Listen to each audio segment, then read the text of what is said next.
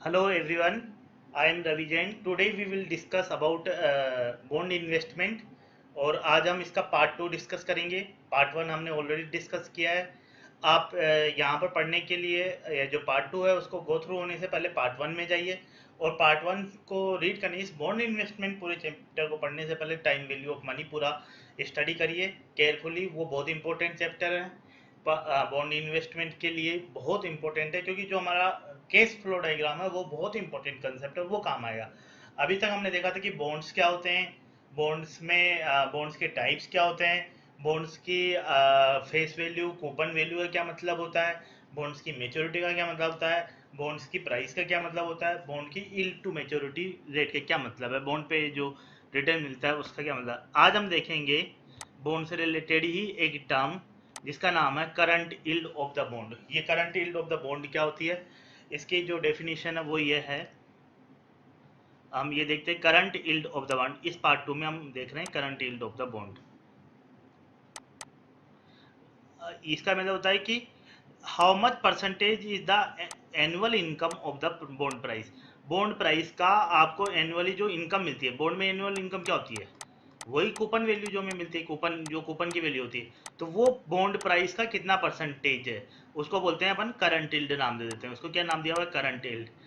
इसको समझने के लिए अपन एक एग्जांपल लेते हैं सिंपल सा। Suppose the market price of A 3 year bond, मतलब कि जिसकी 3 साल की मेच्योरिटी है, वो बॉन्ड की मार्केट प्राइस है। आप मार्केट में ये ट्रेड हो रहा है 1136 1136.16 रुपीज में, और इस बॉन्ड की फेस वैल्यू है, जो मेच्योरिटी पे वैल्यू है, वो आपको मिलेगी 1000 रुपीज। कूपन रेट है 10%। जो कूपन रेट है वो 10% है। Draw cash flow diagram and obtain the current yield. तो पहले हम इसका केस फ्लो डायग्राम बनाते हैं। तो 3 साल है, तो अपन ने देखा था केस फ्लो डायग्राम सिंपल। यहाँ पर आप 0 1 2 3, और इसकी मार्केट प्राइस क्या है, जो आपको अगर परचेज करोगे तो अभी आप कितनी प्राइस है इसकी, 1136.16, और आपका कूपन रेट है 10%। तो हर साल आपको कूपन रेट के बराबर कूपन के पैसे मिल जाएंगे। तो 1000 का 10% आप देख लीजिए, 1000 इंटू 10% मतलब 100 रुपीज। तो हर हर साल आपको 100 रुपीज मिलेंगे। ये आपके पैकेट से जा रहे हैं, ये पैसे आपके पॉकेट में आएंगे, इसलिए अपन ने उस तरफ बनाया इनको। 100 रुपीज। थर्ड ईयर में भी क्या मिलेंगे आपको, 100 रुपीज। उसके साथ साथ बॉन्ड में थर्ड ईयर में जब क्या मिलेगा आपको, ये मिलेगा 1000 रुपीज, ये 1000 रुपीज। ठीक है, वो ठीक है। पर आपको हर साल की जो एनुअल इनकम है, या जो एनुअल आपको फायदा हो रहा है, वो 100 रुपीज है। और ये 100 रुपीज इसका कितना गुना है, कितना परसेंटेज है, किसका, जो हमारी बॉन्ड प्राइस चल रही है उसका कितना परसेंटेज है, उसी को अपन ने क्या नाम दिया हुआ है, करंट यील्ड। ये कई बार एग्जाम में डायरेक्ट क्वेश्चन आ जाता है। अभी हम एक क्वेश्चन भी लेंगे, ये पहले आया हुआ है कई बार जेआईबी से एवी के एग्जाम में, और बहुत सिंपल है। इसको यील्ड टू मेच्योरिटी नहीं है, ये करंट यील्ड है। मतलब जैसे कूपन परसेंटेज होता है फेस वैल्यू का, वैसे ही वो जो कूपन वैल्यू है, कूपन में आपको कितने पैसे मिल रहे हैं, कूपन की मार्केट से कितना परसेंटेज है, वो करंट यील्ड बोलते हैं इसको। जो लोग आपस में डिस्कस करते हैं बॉन्ड्स वगैरह, भाई करंट यील्ड क्या चल रही है, इस तरीके से। तो ये हो गया कि 1136.16 का, मान लो कि वो x परसेंटेज है, एक्स बाई 100 बराबर कितना है, 100। तो x बराबर क्या हो जाएगा, 100 × 100 अपॉन 1136.16। इसको हम सोल्व कर लेंगे। आप ये जब सोल्व कर रहे हो कोई भी चीज़, तो आप कैलसी की भी प्रैक्टिस करते रहिए, क्योंकि एग्जाम में आपको कैलसी से सोल्व करना है। तो जो भी आप कैलसी ले जाने वाला है उसकी प्रैक्टिस करते रहिए, और ये आंसर आपका जाएगा 8.80%। तो ये हो गया हमारा करंट यील्ड। इसमें करंट यील्ड कितनी हो गई आपकी, 8.80% हो गई यील्ड, करंट यील्ड। अब हम आगे बढ़ते हैं। एक है कि relationship between current yield and yield to maturity.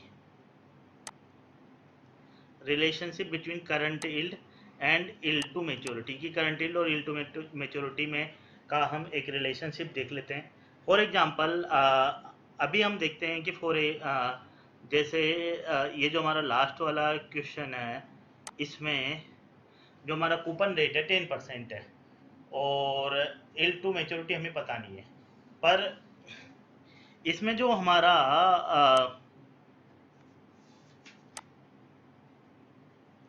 इसमें जो हमारा जो मार्केट प्राइस, ये कूपन की अभी जो प्राइस, जो हमारे बॉन्ड की जो प्राइस है वो 1136 है, और ये फेस वैल्यू से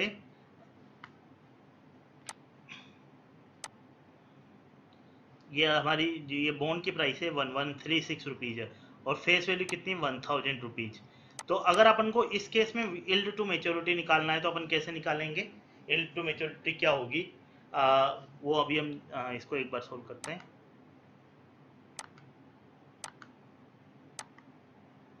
इसको अपन डिलीट करते हैं एक बार। वो अपन ने करंट यील्ड निकाला,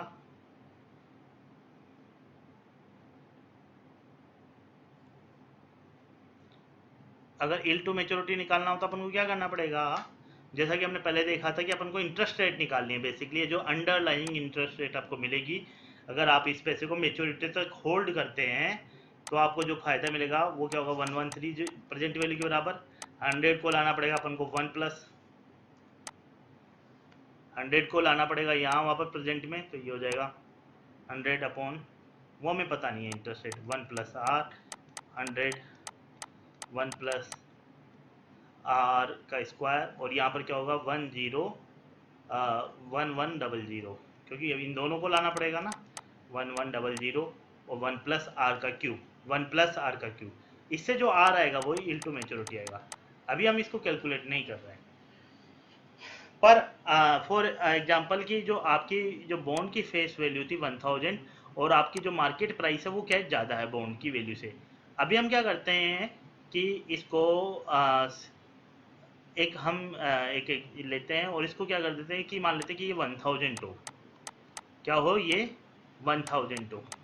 तो अगर ये 1000 होगी बॉन्ड की फेस, ये 1000, तो आपकी जो इस इसकी जगह 1000 आ जाएगा आर निकालने के लिए, इसकी जगह 1000 आ जाएगा, ये आ जाएगा 100 upon 1 plus R, 100 1 plus R का स्क्वायर प्लस 100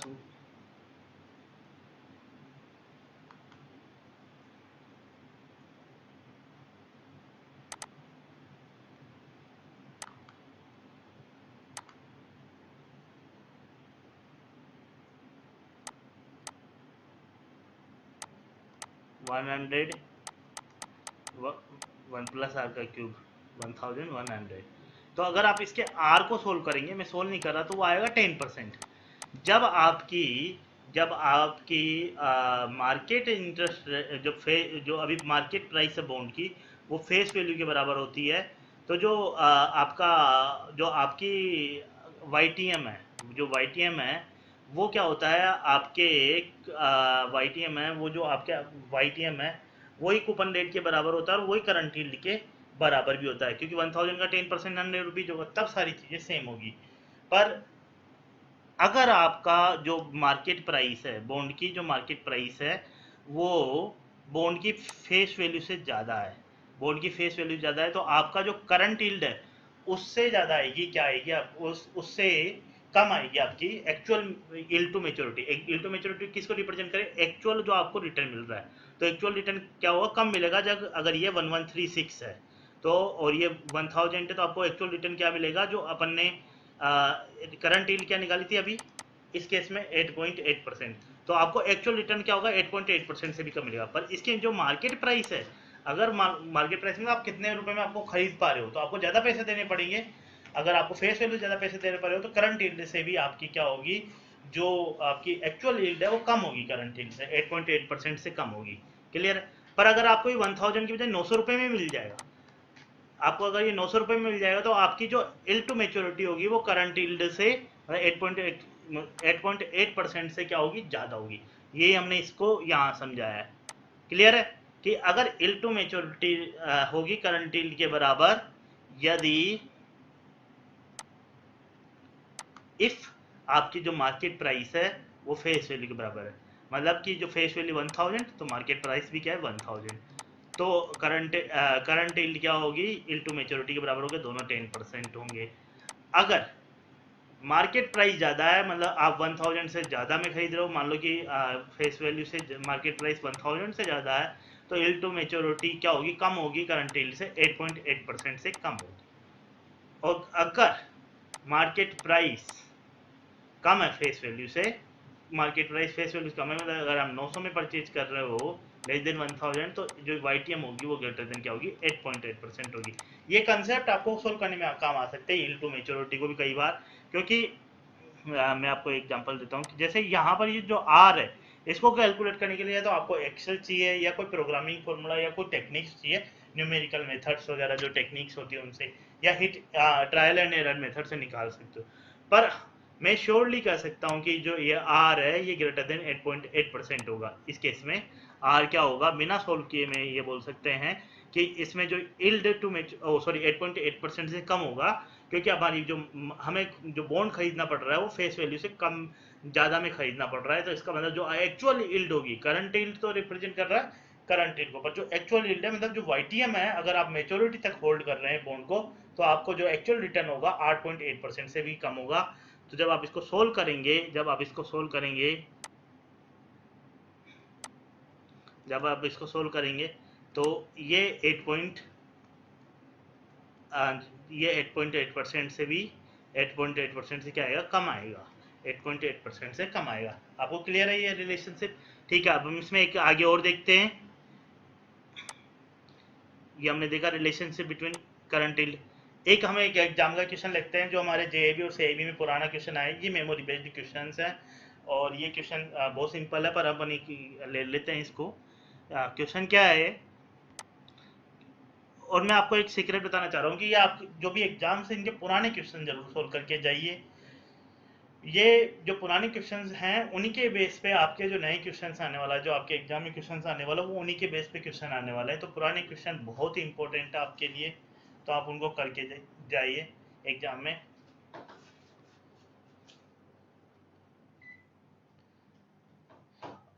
उस ये क्वेश्चन क्या है, a bond with a par value, मतलब उसमें पार वैल्यू 100, मतलब फेस वैल्यू जो मैच्योरिटी पे मिलती है, each one of 100 each purchase at 95.92 and each paid a coupon rate of 5%, calculate its current yield. तो इसका फेस सिंपल डायग्राम बना सकते हैं, पर मैं डायग्राम वो नहीं दिया वो मंथ वन, तो सपोज करते हैं कि ये 0 और ये n है, और आपका इसकी जो फेस वैल्यू वो कितनी है, 100 रुपीज, ठीक है। और अभी आप कितने में परचेज कर रहे हो इसको, 95.92, और कूपन रेट कितना है, 5%। तो हर साल आपको कितने रुपए मिलेंगे, 100 का 5% मतलब 5 रुपीज, तो 5 रुपीज।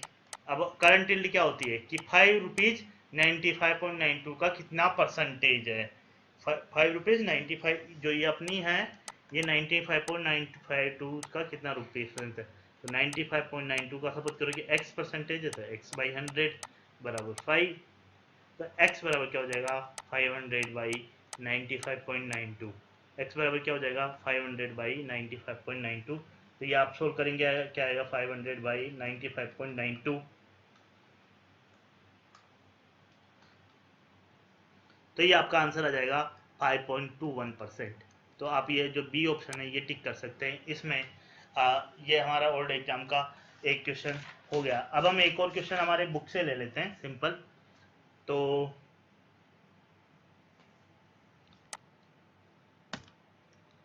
वो क्वेश्चन क्या है कि ये जो क्वेश्चन है अपन एक सिंपल क्वेश्चन ले लेते हैं कि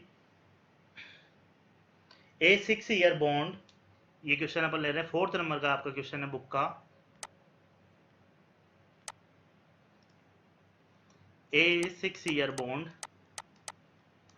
बॉन्ड मतलब 6 ईयर का है, और पार वैल्यू कितनी है, 100 रुपीज, 1000। पार वैल्यू क्या है, पार वैल्यू क्या है, 1000 रुपीज, और उसका जो करंट वैल्यू, करंट इल्ड है उन्होंने दिया हुआ है, करंट इल्ड दिया हुआ है 7.5%, और कूपन रेट क्या दिया हुआ है, कूपन रेट क्या दिया हुआ है 8%, और पूछ रहे हैं कि बॉन्ड की क्या प्राइस है, bond price equal to what. Clear आपको, ए 6 ईयर बॉन्ड जिसकी जो 6 ईयर बॉन्ड है उसकी जो पार वैल्यू है, जिसकी पार वैल्यू क्या है 1000 रुपीज, करंट यील्ड है 7.5%, कूपन रेट है 8% और बॉन्ड की प्राइस पूछ रहे हैं। तो अपन को ये सिंपल है कि ये 0 1 2 3 4 5 6 इसका जो कैश फ्लो डायग्राम होगा इस क्वेश्चन का ये रहेगा 1 0 1 2 3 4 5 6। ये आपकी बुक का 4th नंबर का क्वेश्चन है, क्वेश्चन नंबर 4।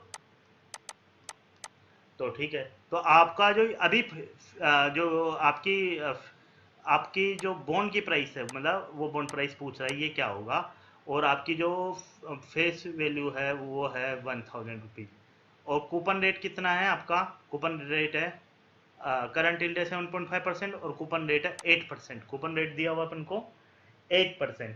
तो मतलब क्या हो गया कि आपको हर साल कूपन मिलेगा 1000 का 8%, तो ये कितना रुपये हो गया 80 रुपीज, कितना हो गया 80 रुपीज।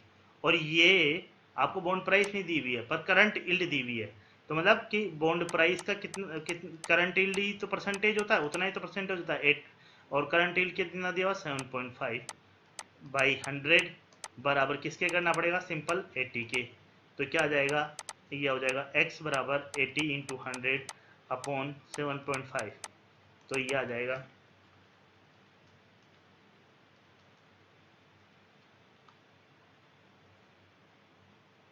तो ये आंसर आ जाएगा 1066.67।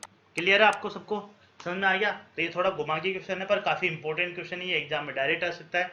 करंट यील्ड मार्केट प्राइस का परसेंटेज होता है, कूपन रेट किसका परसेंटेज होता है, फेस वैल्यू का। इसी के साथ हम ये हमारा पार्ट 2 कंप्लीट होता है।